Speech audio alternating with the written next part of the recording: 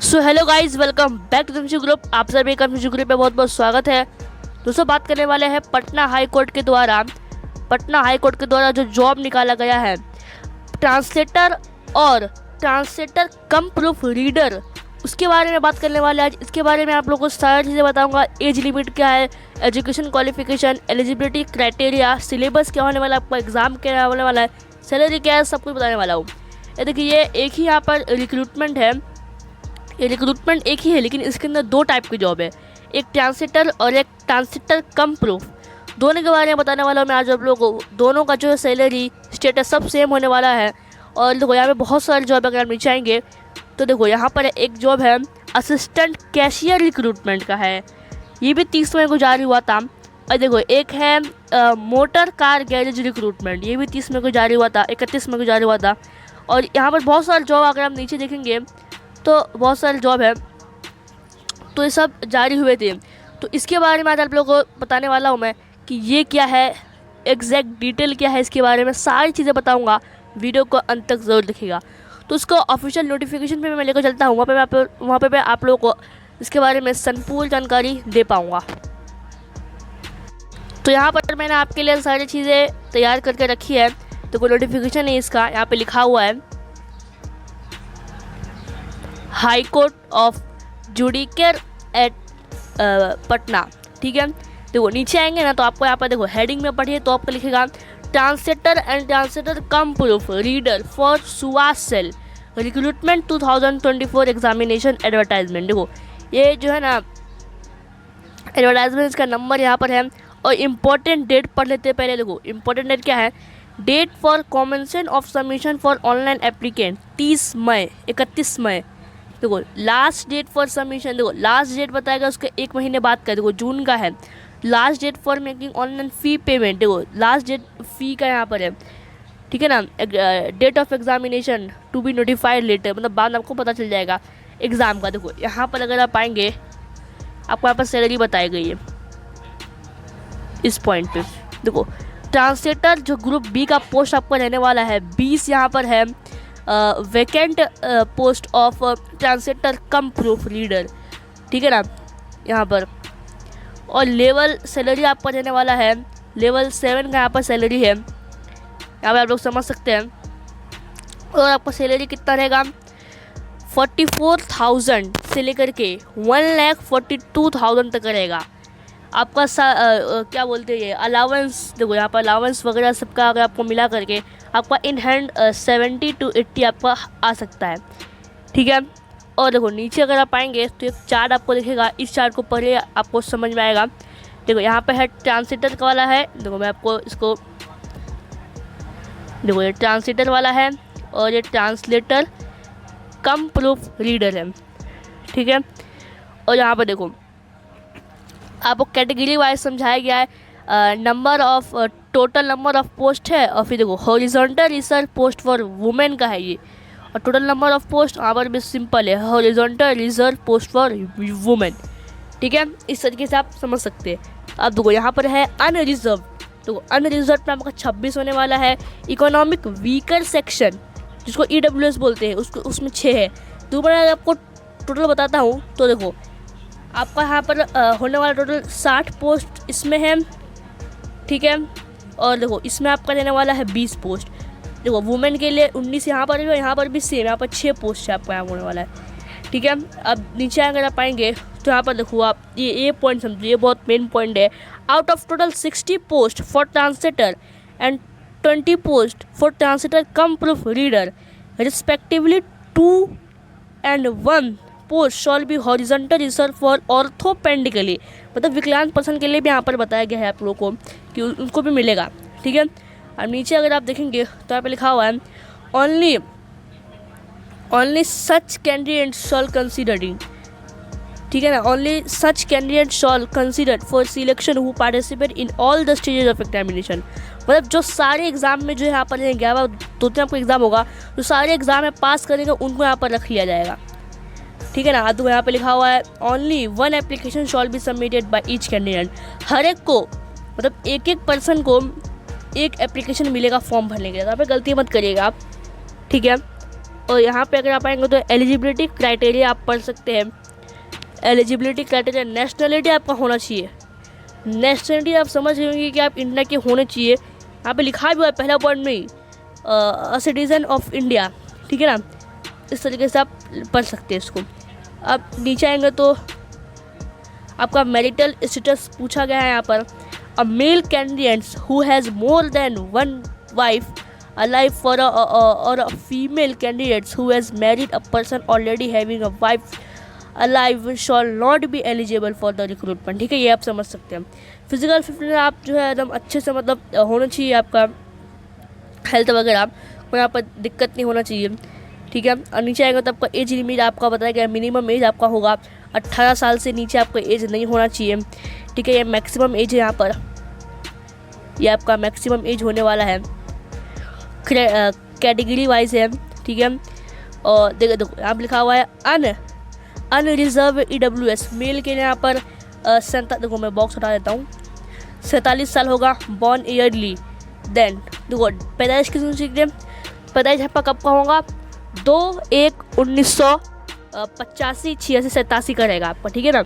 Unreserved EWS female, देखो ये दोनों सेम ही कैटेगरी है लेकिन इसमें फीमेल का है, उसका रहेगा 40 तक है, ठीक है। उसका यहाँ पर है 2/1/1984। फिर देखो BC EBS male and female, देखो दोनों का है लेकिन BC और EBC का है, तो यहाँ पर है 40 और 2/1/1984 का है।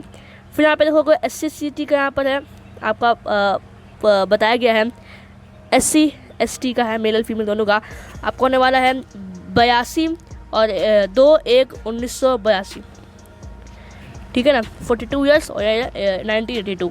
अब दो यहाँ पे है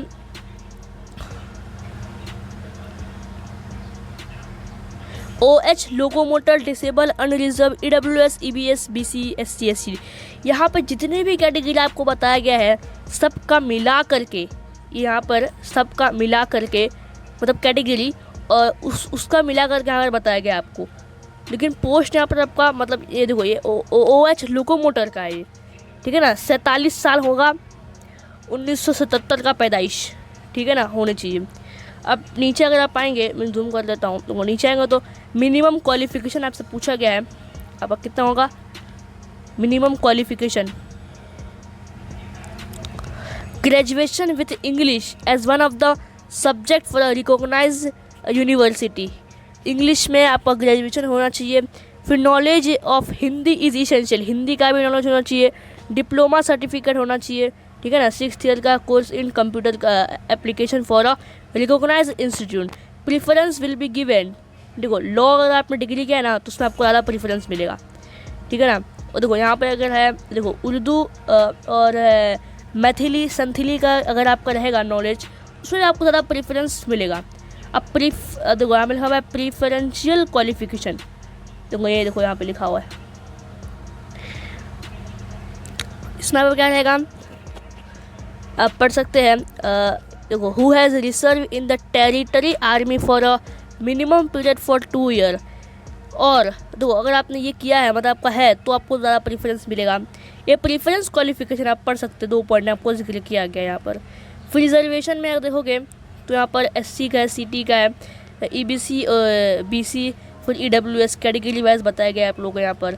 परसेंटेज ऑफ रिजर्वेशन को शेड्यूल कास्ट 60% है, शेड्यूल ट्राइब 1% है, फिर इसमें 18%, 12%, 10% है, ठीक है। अब देखो नीचे अगर आप देखोगे तो आपका सिलेबस के बारे में आपको बताया गया। देखो मोड ऑफ सिलेक्शन आपका किस तरीके से होगा, आपका मोड ऑफ सिलेक्शन जो होने वाला है वो 3 तरह में होगा। एक आपका होगा रिटन टेस्ट, फिर कंप्यूटर टेस्ट आपका होगा, ठीक है ना। 20 word per minute in Hindi में आपका होना चाहिए स्पीड, और आपका एक इंटरव्यू भी होगा। टोटल 3 आपका जो है यहाँ पर टेस्ट होगा, उसके आधार पर उसमें अगर आपका अच्छा मार्क्स आएगा तो आपको यहाँ पर रख लिया जाएगा। अब तीनों टेस्ट में जो है ना आपका परसेंटेज बता देगा कि आपका मिनिमम परसेंटेज यहाँ पर कितना होना चाहिए जिससे आपका जो यहाँ पर सिलेक्शन हो जाए, इस आपको बताया गया है। तो क्या है देखो अगर आपने रिटन टेस्ट दिया तो उसमें आपको मिनिमम 40% आना चाहिए, रिटन टेस्ट में मिनिमम 40% आना चाहिए। और कंप्यूटर वाले में आपका जो टेस्ट होगा प्रोफिशिएंसी टेस्ट होगा, उसमें आपका उसमें भी आपका 40% आना चाहिए। और इंटरव्यू में आपका 30% मिनिमम मार्क्स आना चाहिए। ठीक है, अब यहाँ पर आपको बताया गया syllabus and scheme of examination. Examination fee आपका कितना होगा, देखो unreserve BC EBC EWS candidate वालों का 1100 रुपये यहाँ पर रहेगा फीस भी यहाँ पर आपको कैटेगरी वाइज बताया गया है। फिर SC ST OH कैंडिडेट वालों का यहाँ पर रहेगा 550 रुपये फीस रहेगा, ठीक है, जो कि इसका आधा है।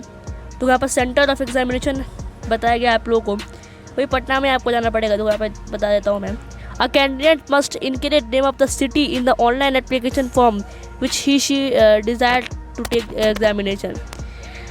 ठीक है, अब यहाँ पर देखो नेम ऑफ द सिटी बताया गया कौन कौन सा आपका मतलब हो सकता है।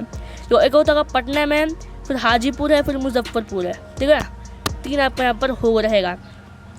अब देखो नीचे अगर आप आएंगे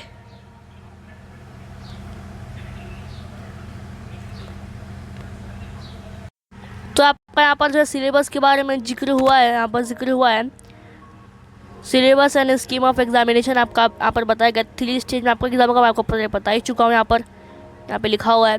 अब देखो स्टेज ऑफ एग्जामिनेशन यहाँ पर लेते हैं, पहले 3 है, आपको बताया था पहले ही, यहाँ पर 3 आपका होगा।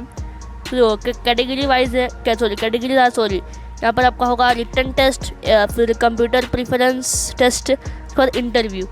तो हमें पर्टिकुलर देखो आपको करना क्या रहेगा, आपको जो है ना मिनिमम मार्क्स रिटन टेस्ट में आप कितना आप देखो आपको 45 मिनट मिलेगा रिटन टेस्ट में, ये आप समझिए पहले। तो मिनिमम मार्क्स और मिनिमम क्वालिफाइंग मार्क्स, ठीक है ना, वो आपको नहीं बताएगा। जनरल इंग्लिश ऑब्जेक्ट टाइप, आपको इंग्लिश ऑब्जेक्ट टाइप आपको बताना रहेगा, तो उसमें आपका 30 मार्क्स आना चाहिए। फिर जनरल हिंदी ऑब्जेक्टिव पास में आपको 30 आना चाहिए, और general awareness and legal knowledge आपको होना चाहिए, उसमें 20 मार्क्स आपको आना चाहिए। टोटल आपका 80 मार्क्स यहाँ पर होना चाहिए। अब देखो रिटन टेस्ट में ये आप पढ़ लिए। अब देखो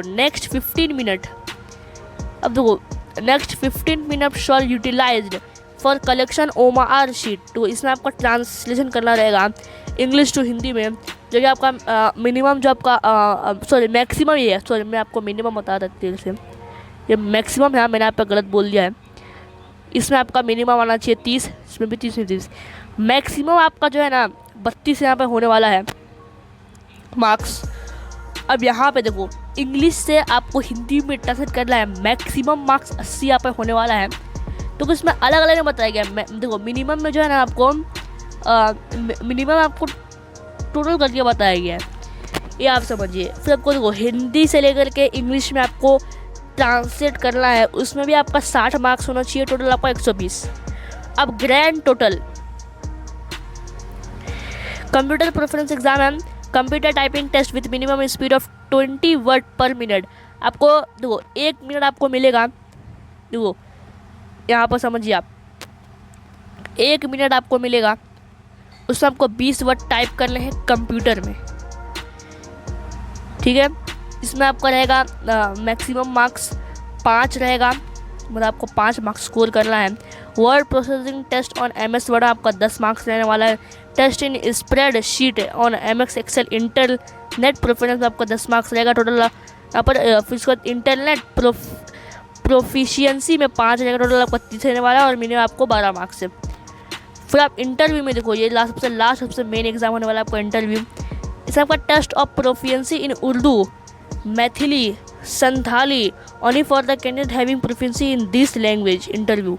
इसमें आपका मैक्सिमम जो है 5 है, और मिनिमम जो है यहाँ पर 6 होने वाला है आपका।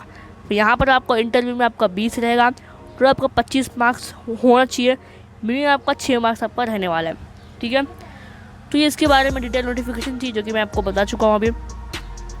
तो आई होप आपको हर चीज़ समझ में आई होगी। तो इस तरीके से ये जॉब था, यहाँ पर काफ़ी सारे जॉब हैं। अगर आपको इसके क्या बोलते हैं ये फॉर्म फिलिंग पे वीडियो चाहिए तो कमेंट कर सकते हैं, कमेंट करके उसके ऊपर वीडियो बनाएंगे आपके लिए, ठीक है। काफ़ी शानदार वैकेंसी है मेरे हिसाब से। अगर आपको इसकी ज़रूरत है तो आप जॉब कर सकते हैं, क्योंकि मिनिमम एज यहाँ पर सिर्फ 18 रखा गया है, ठीक है। बहुत कम वैकेंसी होती है जिसमें मिनिमम 18 रहता है, बहुत सारे वैकेंसी में 24 रहता है, 25-26 रहता है, इसमें मिनिमम 18 एज है। और सैलरी आपकी काफ़ी शानदार होने वाली है, यहाँ पर 40 से लेकर के 1,40,000 तक का सैलरी आपको होने वाला है। अब देखो इसमें जो है ना ये वाला भी जॉब है, असिस्टेंट कैशियर रिक्रूटमेंट। फिर आपका मोटर गैरेज का जॉब है, काफ़ी सारे जॉब है, आप पढ़ सकते नोटिफिकेशन आप निकाल करके। ठीक है, तो मिलते हैं किसी नेक्स्ट इन्फॉर्मेटिव वीडियो के ऊपर, तब तक के लिए गुड बाय।